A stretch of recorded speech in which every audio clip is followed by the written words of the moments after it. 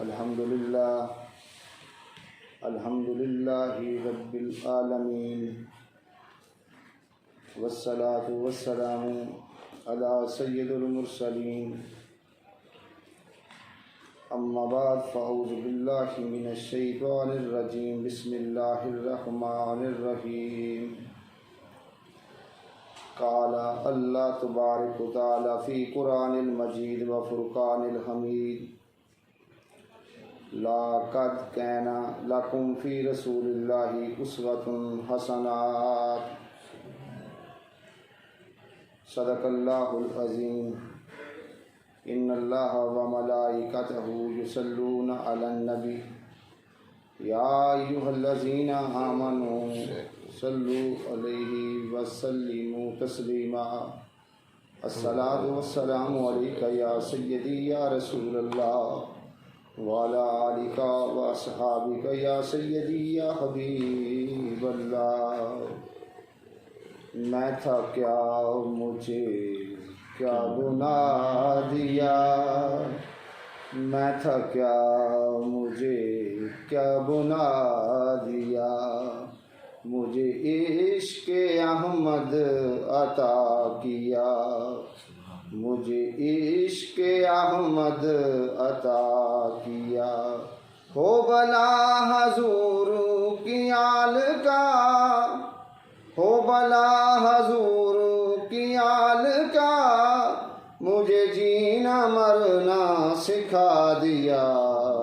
ہو بلا حضور کی آل کا، مجھے جینا مرنا سکھا دیا۔ اللہم صلی علی سیدنا و مولانا محمد وعلی آل سیدنا و مولانا محمد وبارک وسلم علیہ۔ اللہ رب العزت کی حمد و ثنا کے بعد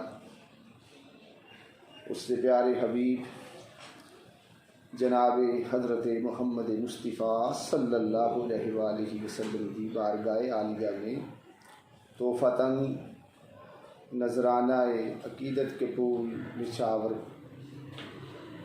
کرنے کے بعد معزز عامرین محترم، میری طرف سے آپ سب کو السلام علیکم ورحمۃ اللہ وبرکاتہ۔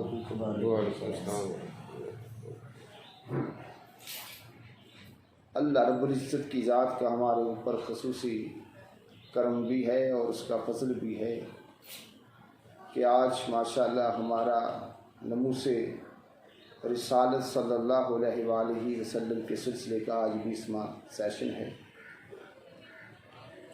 میں تمام بانیوں کو اور کوآرڈینیٹرز کو اور شامل ہونے والوں کو مبارکباد پیش کرتا ہوں۔ انشاءاللہ تعالی جب تک ہماری زندگیاں ہیں ہم نبی پاک صلی اللہ علیہ وآلہ وسلم کی نموس کی جو بات ہے کرتے رہیں گے۔ کیوں کہ نموس رسالت صلی اللہ علیہ وآلہ وسلم نہ صرف ہمارے ایمان کا حصہ ہے بلکہ یہ ہمارے ایمان کی بنیاد ہے۔ تو ہم بات کر رہے ہیں نبی پاک صلی اللہ علیہ وآلہ وسلم کی فضائل کی۔ معزز سامعین محترم، میں یہ چاہتا ہوں کہ آپ میرے ایک ایک جملے کی جانب جو ہے توجہ دیں۔ انشاءاللہ تعالی بہت ساری چیزیں آپ لوگوں کے سامنے واضح ہو جائیں گی۔ جیسا کہ میں نے اس دن بات کی کہ اچھے سے اچھا فلسفہ اور اچھے سے اچھا نظریہ جو ہے وہ بے شمار لوگ پیش کر سکتے ہیں۔ جو چیز پیش نہیں کی جا سکتی وہ اس نظریے کے مطابق عمل ہے، لیکن میرے پیارے آقا صلی اللہ علیہ وآلہ وسلم کی ذات پاک کو یہ شرف حاصل ہے کہ آپ صلی اللہ علیہ وآلہ وسلم کی جو سیرت پاک ہے وہ اس کا سارے کا سارا جو ہے سبق، سارے کا سارا اس کا جو عمل ہے وہ اس نظریے کے مطابق ہے کہ یعنی جس بات کی بھی میرے آقا صلی اللہ علیہ وآلہ وسلم کی ذات اقدس نے نصیحت فرمائی ہے اس کو پہلے خود عمل کر کے بتایا ہے۔ تو اس لحاظ سے بھی اگر دیکھیں تو پیارے نبی صلی اللہ علیہ وآلہ وسلم کی عملی زندگی ہے وہ نہ صرف روشن ہے بلکہ روشن ترین ہے، کہ جو تعلیم دی جا رہی ہے اسی کے مطابق ہی عمل کر کے دکھایا بھی جا رہا ہے۔ تو آج انشاءاللہ تعالی یہ چند ایک باتیں جو ہیں میں نے آپ لوگوں سے شیئر کرنی ہیں تاکہ آپ کو پتہ چل جائے کہ نبی پاک صلی اللہ علیہ وآلہ وسلم کی ذات نے جو ہمیں راستہ جو ہے بتایا ہے اس سے پہلے اس پہ خود جو ہے عمل کیا ہے۔ معزز سامعین محترم، اگر آپ صلی اللہ علیہ وآلہ وسلم کی ذات کی سیرت کو دیکھیں تو بے شمار جو ہے ایسی چیزیں ہیں جس سے تا قیامت تک کی انسانیت جو ہے وہ روشنی حاصل کرتی رہے گی۔ یعنی کہ آپ کی ذات پاک جو ہے وہ قول و فعل اور تعلیم و عمل کا حسین مرکب ہے۔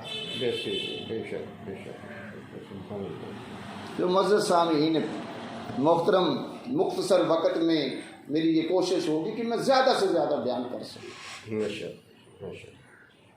تاکہ بات کی سمجھ آ جائے۔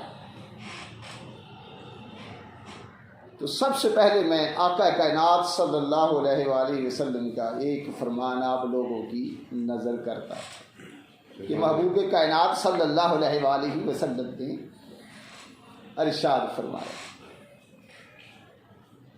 آپ فرماتے ہیں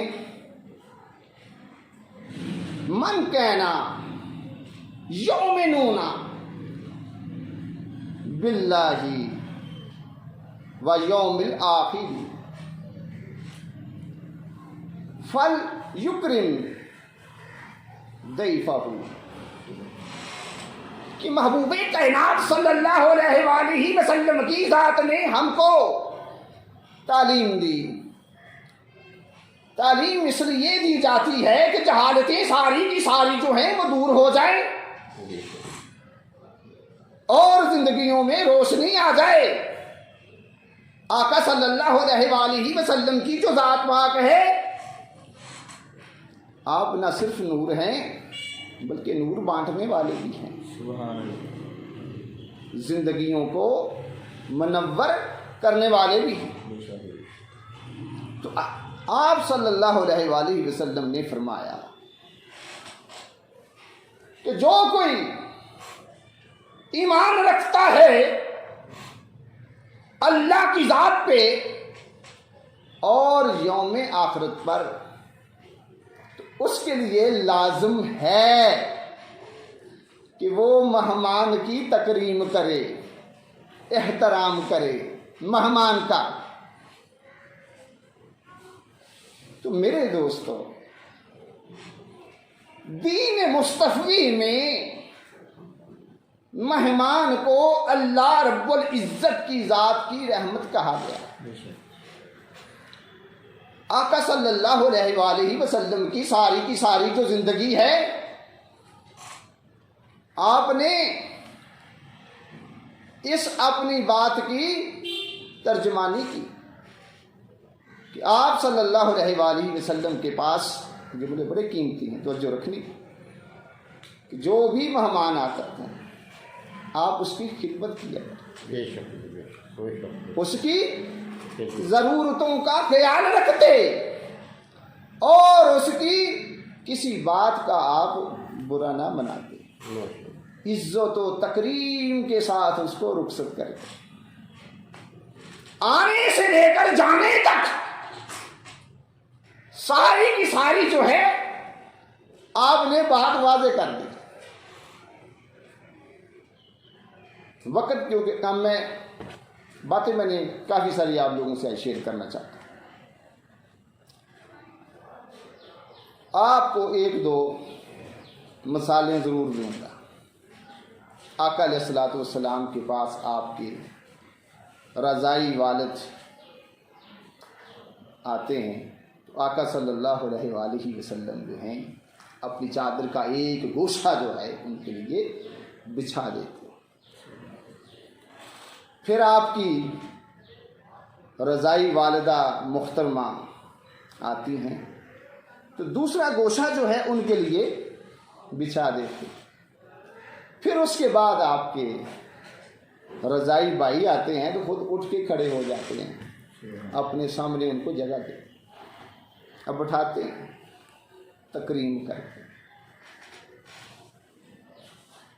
ایسے ہی ایک مرتبہ ایک کافر جو ہے آقا صلی اللہ علیہ وآلہ وسلم کے ہاں مہمان ٹھہرتا ہے تو آپ صلی اللہ علیہ وآلہ وسلم اس کو بکری کا دودھ دو کر اس کی خدمت کرتے، وہ سارے کا سارا پی لیتا ہے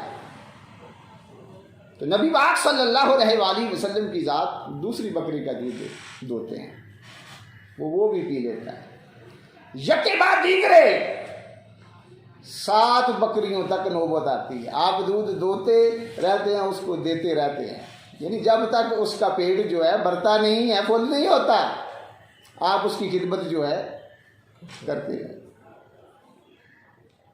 اسی طرح آپ صلی اللہ علیہ وآلہ وسلم کی جو ذات ہے پہلے اس کو تھوڑا سا سمجھنے کی کوشش کر لیں۔ میرے آقا صلی اللہ علیہ وسلم جو ہیں وہ خیر البشر ہیں، صلی اللہ علیہ وسلم سید المرسلین ہیں، امام الانبیاء، اتنے بڑے درجات کے مالک ہیں میرے آقا صلی اللہ علیہ وسلم۔ لیکن یاد رکھیں پوری زندگی میں کبھی بھی آپ صلی اللہ علیہ وسلم کی ذات اقدس نے اپنے لیے کوئی خصوصی حقوق کی طلبگاری نہیں کی۔ سبحان اللہ۔ اپنے صحابہ رضوان اللہ تعالی اجمعین کے ساتھ مل کر سارے کاموں میں شریک رہے ہیں، چاہے مسجد نبوی کی تعمیر کا معاملہ ہو تو آقا صلی اللہ علیہ وآلہ وسلم جو ہیں وہ خود اینٹیں جو ہیں اٹھا کے لے کر جا رہے ہیں، چاہے خندق کھودنے کا معاملہ ہو، آقا صلی اللہ علیہ وآلہ وسلم کی جو ذات پاک ہے اتنے بڑے اونچے مرتبے پہ فائز ہونے کے باوجود بھی ساتھیوں کے ساتھ ہے، اور صحابہ جو تھے وہ عرض کرتے تھے کہ حضور ہماری جانیں آپ کے لیے حاضر ایسا نہ کریں، لیکن حضور نے ایسا کیا۔ بھیا کیوں؟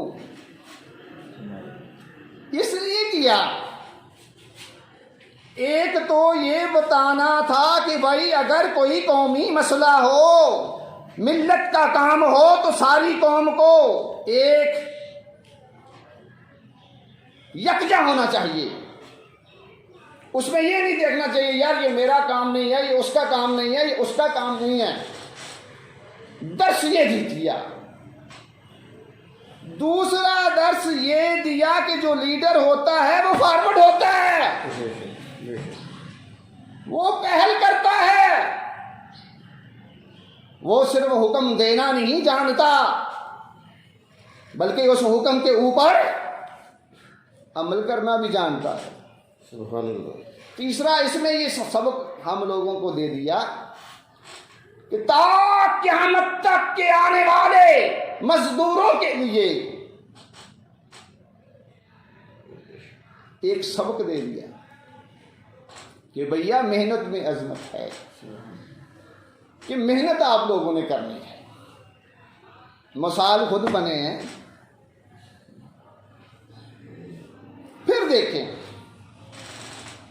ایک مرتبہ، بلکہ غزوہ بدر کی بات ہے، سواریاں جو تھیں وہ کم تھیں، لوگ زیادہ تھے۔ اصول یہ اب بنایا جاتا ہے کہ ایک سواری کے ساتھ 3 بندے ہیں، کہ باری باری وہ سوار ہوتے رہیں گے اور پیدل چلتے رہیں گے۔ آقا صلی اللہ علیہ وآلہ وسلم کی جو ذات پاک ہے، محبوب کائنات ہیں، تو آپ نے بھی 2 صحابہ کے ساتھ جو ہے نا اپنی باری جو ہے نا فکس کر لی۔ صحابہ نے کہا کہ حضور ہم حاضر ہیں، آپ سوار رہیں، آپ پیدل نہ چلیں۔ مسند احمد کے اندر یہ بات آتی ہے، آقا صلی اللہ علیہ وسلم نے کیا جواب دیا؟ کہا نہ تم مجھ سے زیادہ پیدل چل سکتے ہو اور نہ میں تم سے کم ثواب کا محتاج ہوں، آپ اپنی باری پہ جو ہیں پیدل چلتے رہے ہیں۔ ایسے ہی ایک سفر میں نبی پاک صلی اللہ علیہ وآلہ وسلم اپنے صحابہ کے ساتھ موجود تھے، تو کھانا جو تھا وہ تیار نہیں تھا، آپس میں سب نے جو ہے نا کام جو ہے نا طے پائے۔ تو نبی پاک صلی اللہ علیہ وآلہ وسلم نے یہ کہا لکڑیاں میں جو ہے نا لے کر آتا ہوں۔ تو خدام کہنے لگے حضور ہم حاضر ہیں، آپ ایسا نہ کریں۔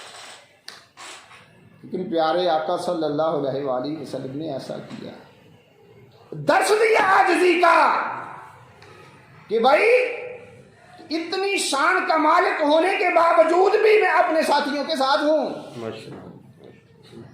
یہ حضور کی عاجزی، فرق نہیں رکھا۔ پھر دیکھتے ہیں کہ حجۃ الوداع ہے، شمع رسالت صلی اللہ علیہ وآلہ وسلم کے گرد آپ کے پروانوں کا ہجوم ہے۔ 1 لاکھ سے زیادہ لوگ جو ہیں موجود ہیں۔ آقا صلی اللہ علیہ وآلہ وسلم لوگوں کو اللہ رب العزت کی ذات کا آخری پیغام سنا رہے ہیں۔ پیغام وہ ایسا ہے کہ اگر اس کے اوپر غور کیا جائے نا، یقین کرو ساری کی ساری زندگی کی سمجھ آ جاتی ہے۔ مثال فقط ایک دوں گا، آپ فرما رہے ہیں کہ آج عرب کے تمام انتقامی خون جو ہیں وہ باطل کر دیے گئے ہیں۔ جاہلیت کے جو بھی زمانے کے جو بھی انتقامی خون ہوتے تھے، پہلے میں تھوڑی سی اس بات کی وضاحت آپ کو دیتا ہوں کہ زمانہ جاہلیت میں یہ ہوتا تھا، اگر کسی خاندان کا کوئی بندہ قتل ہو جاتا تھا تو اس خاندان کے اوپر یہ فرض ہوتا تھا کہ انہوں نے اس کا انتقام جو ہے وہ لینا ہے، اور یہ فرض بعض مرتبہ صدیوں چلتا رہتا ہے، قتل و غارت ہوتی ہے۔ تو محبوب کائنات صلی اللہ علیہ وآلہ وسلم کی ذات نے درس یہ دیا اس دن کہ آج عرب کے تمام انتقامی خون جو ہیں وہ باطل کر دیے گئے، اور سب سے پہلے میں اپنے خاندان کے خون کو معاف کرتا ہوں۔ خاندان کا خون کون سا ہے؟ آپ کے چچا ہیں حضرت اپنا حارث، ان کے پوتا جو تھا قتل ہو گیا، تو رشتے میں وہ آپ کا بھتیجا لگتا تھا، تو آپ نے کہا سب سے پہلے میں اپنے خاندان کو اپنے چچا کے جو پوتے ہیں ان کے خون کو آپ نے سب سے پہلے جو ہے معاف کیا ہے، مثال گھر سے دی ہے۔ پھر دیکھیں آقا صلی اللہ علیہ وسلم کی ذات پاک نے اگر جہاد کا درس دیا، اللہ کے رستے میں جہاد کرنے کا درس دیا، قربانیاں سب سے پہلے خود پیش کی، غزوات میں ساتھ ساتھ رہے۔ غزوہ احد ہے، آقا صلی اللہ علیہ وآلہ وسلم جو ہیں زخمی، آپ کے 2 دانت جو ہیں وہ بھی شہید ہو، غشی طاری ہو جاتی۔ اور پھر دیکھیں اس دین کے لیے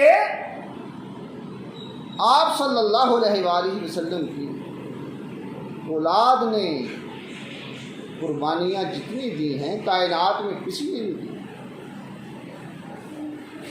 اللہ کے راستے کو قائم و دائم رکھنے کے لیے، اللہ کی ذات کی توحید کے لیے، اللہ پاک کے دین کے لیے وہ ذبح تک ہو گئے۔ مثالیں خاندان سے دی جا رہی ہیں۔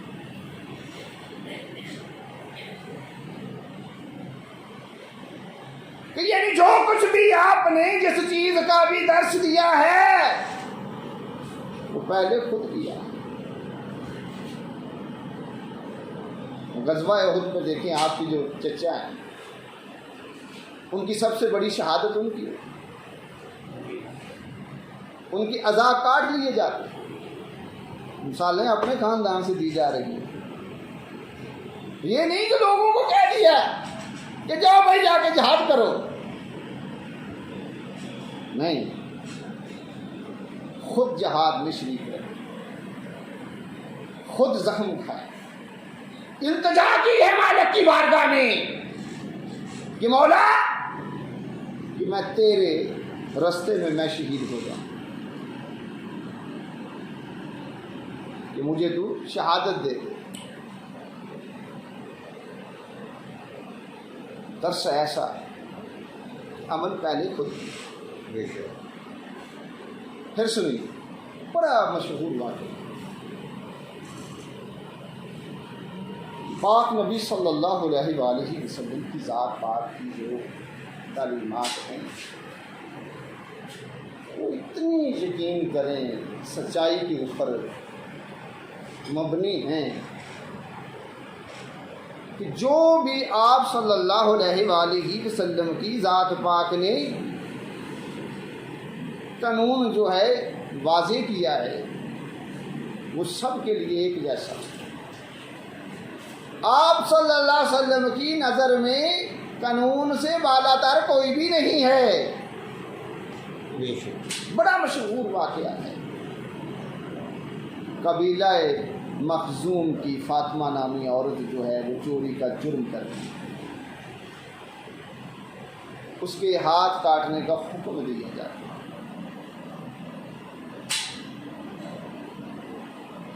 قریش کے لوگوں کو اس فاطمہ نامی عورت کی فکر ہوئی کہ یار ایسے اگر کام ہو گیا تو ہمارے خاندان کی جو ہے بدنامی بےعزتی ہو، کیوں نہ ہم کچھ ایسا کیا جائے اس عورت کو ہم محفوظ کر لیں سزا سے۔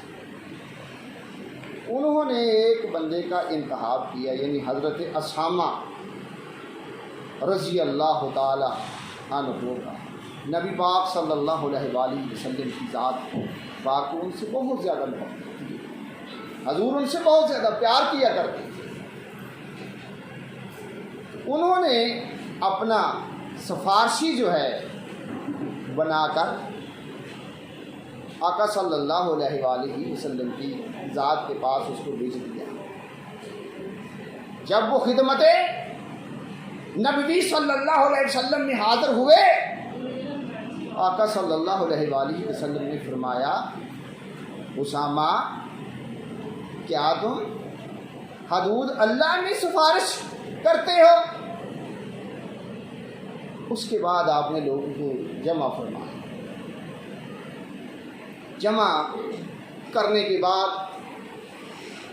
آپ صلی اللہ علیہ وآلہ وسلم نے لوگوں سے خطاب کہا سنو، تم سے پہلے والی قومیں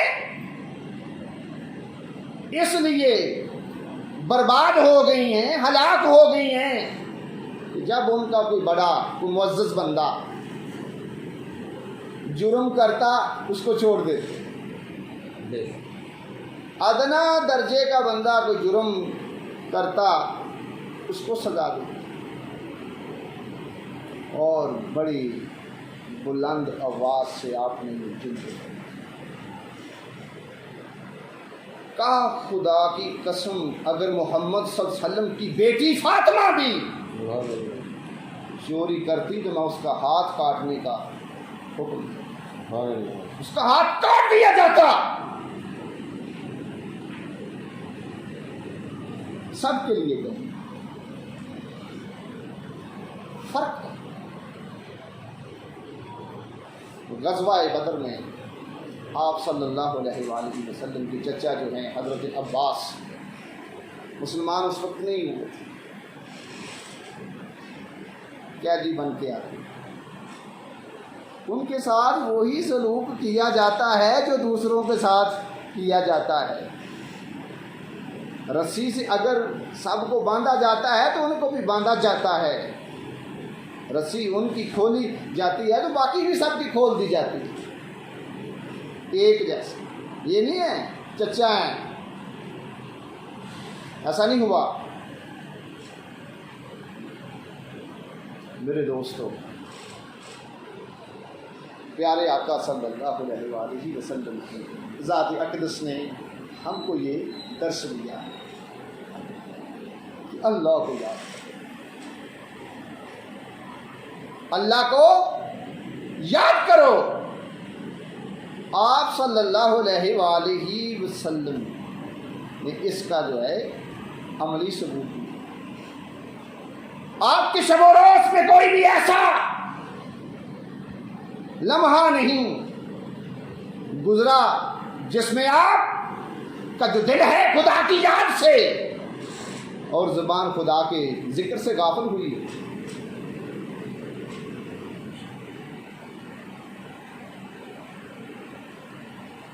سیدہ حضرت عائشہ صدیقہ طیبہ طاہرہ رضی اللہ تعالی عنہا فرماتی ہے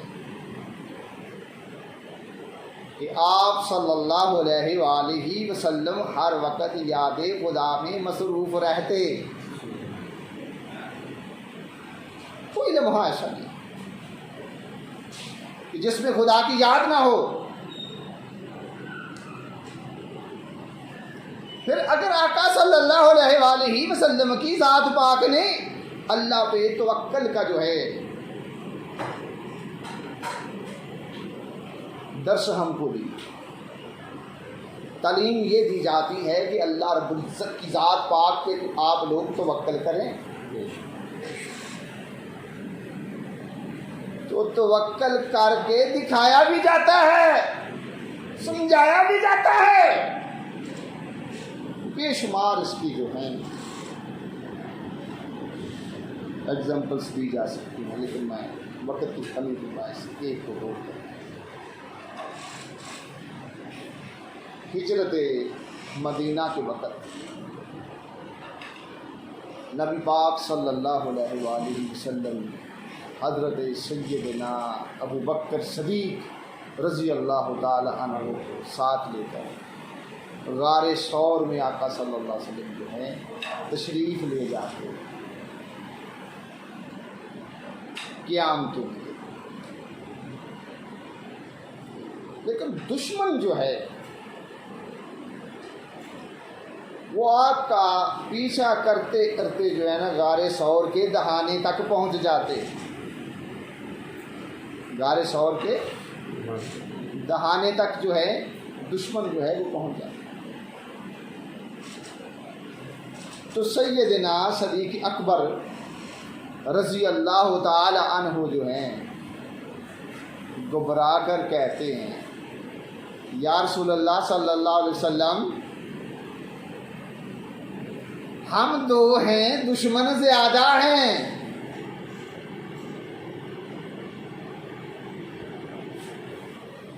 اور دشمن جو ہیں وہ غار کے دہانے تک پہنچے ہوئے، خدا کی قسم اس وقت آقا صلی اللہ علیہ وآلہ وسلم کی ایک انتہائی سکون آور آواز ہے، اطمینان بری آواز آتی ہے کہ ابو بکر ہم دو نہیں۔ اور جو جملے میرے آقا صلی اللہ علیہ وآلہ وسلم نے اس وقت توکل باللہ کے جو ہیں ارشاد فرمائے ہیں، اللہ رب العزت کی ذات پاک کو اتنے پسند آئے ہیں وہ جملے کہ مالک کائنات نے سورہ توبہ میں آیت نمبر 40 کے اندر ان جملوں کو دہرایا ہے۔ سبحان اللہ، جو آپ صلی اللہ علیہ وآلہ وسلم کی جو ذات ہے، وہ صدیق اکبر کو جو آپ فرما رہے تھے، وہ جملے اللہ کی ذات نے دہرائے ہیں۔ اتنے خوبصورت وہ جملے ہیں، خدا کی قسم سکون آ جاتا ہے۔ آپ بھی سن لیجیے، نبی پاک صلی اللہ علیہ وآلہ وسلم نے یہ فرمایا لا تحزن ان اللہ معنا۔ ابو بکر گھبراؤ نہیں، غم نہ کھاؤ، بے شک اللہ ہمارے ساتھ ہے۔ سبحان اللہ، تاریخ گواہ ہے، دشمن جو ہے غار میں بالکل اس کے سامنے پہنچ چکا ہے، اندر داخل نہیں ہو سکا۔ او بھیا ہوتا کیسے؟ جب آقا صلی اللہ علیہ وآلہ وسلم کی ذات پاک نے یہ کہہ دیا ہے کہ اللہ ہمارے ساتھ ہے، پھر اللہ ساتھ ہے۔ اللہ رب العزت کی ذات نے دشمن کو اندر پہنچنے نہیں دیا۔ یہ توکل ہے، درس دیا جا رہا ہے کہ مشکل وقت میں گھبرانا نہیں ہے، کیونکہ اللہ سے بڑی تو کوئی طاقت ہے ہی نہیں۔ دشمن کیا چیز ہے؟ اللہ سب سے بڑی طاقت کا نام خدا ہے۔ دشمن وہاں سے ناکام لوٹتا ہے۔ یہ ہے آپ صلی اللہ علیہ وآلہ وسلم کی ذات پاک کی۔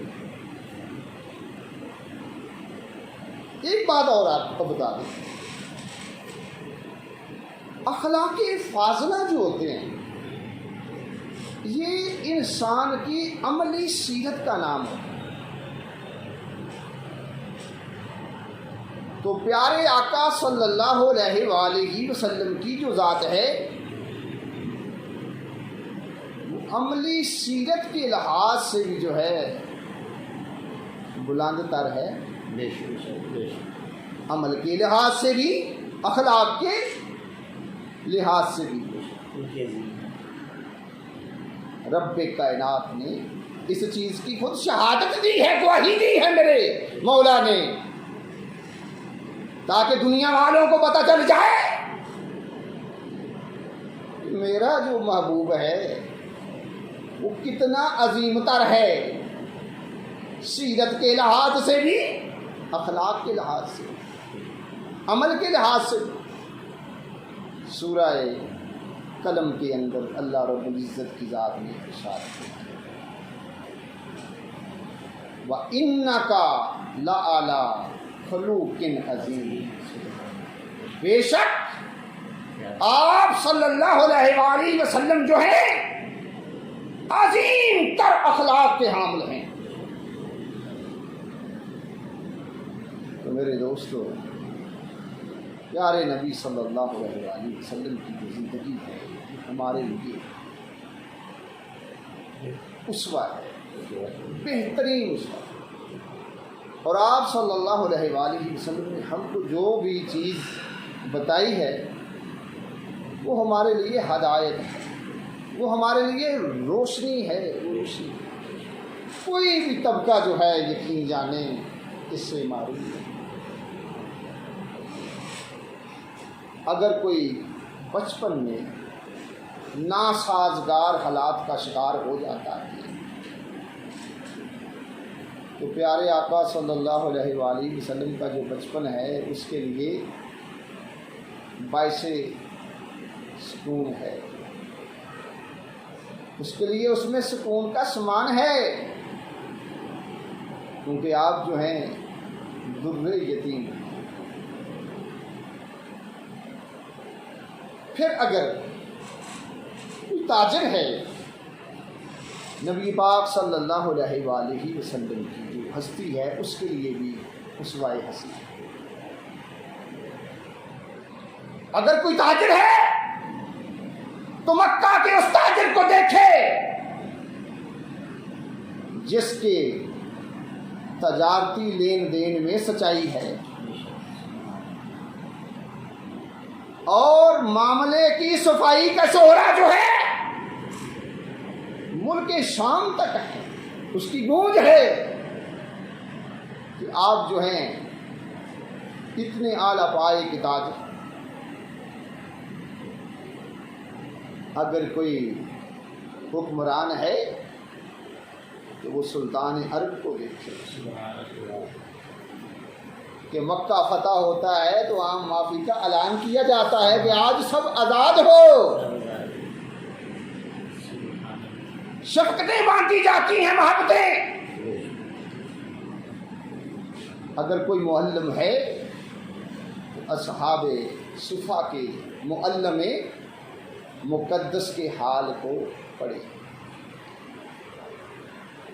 اگر کوئی واس کرنے والا ہے تو مسجد نبوی صلی اللہ علیہ وآلہ وسلم کے ممبر پر کھڑے ہونے والے کی باتیں سنیں۔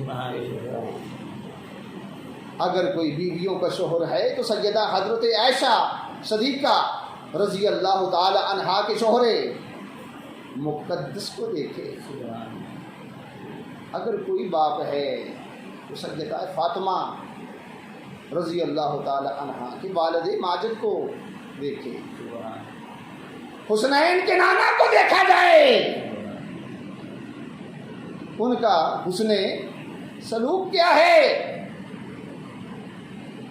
کوئی بھی یقین جانے کوئی بھی ایسا طبقہ نہیں ہے تا قیامت تک کے لیے جو آپ صلی اللہ علیہ وآلہ وسلم کی ہدایت سے محروم ہو۔ ہر چیز آپ صلی اللہ علیہ وآلہ وسلم کی ذات کی سیرت میں جو ہے موجود ہے۔ بے شک۔ اور اللہ رب العزت کی ذات پاک نے آپ صلی اللہ علیہ وآلہ وسلم کی ذات اقدس کو علم و عمل کا کمال مجموعہ جو ہے بنایا۔ بے شک بے شک۔ اور قیامت تک کے لیے لوگوں کو یہ بات جو ہے واضح کی ہے کہ بھائی اگر اپنی زندگیوں کی اصلاح چاہتے ہو، اپنی ظلمتوں کو تاریکیوں کو ختم کرنا چاہتے ہو تو تم کو روشنی جو ہے ہدایت جو ہے وہ میرے رسول سے ملنی۔ بے شک بے شک۔ رب کائنات کی ذات نے قرآن مجید میں ارشاد فرما کر قیامت تک کے لوگوں کو ایک ایسی یقین جانو بات جو ہے سمجھا دی ہے، اگر وہ اس کو سمجھ جائیں تو ساری کی ساری زندگیاں جو ہیں وہ بہتر ہو جائیں گی۔ لیکن سمجھنا ہے،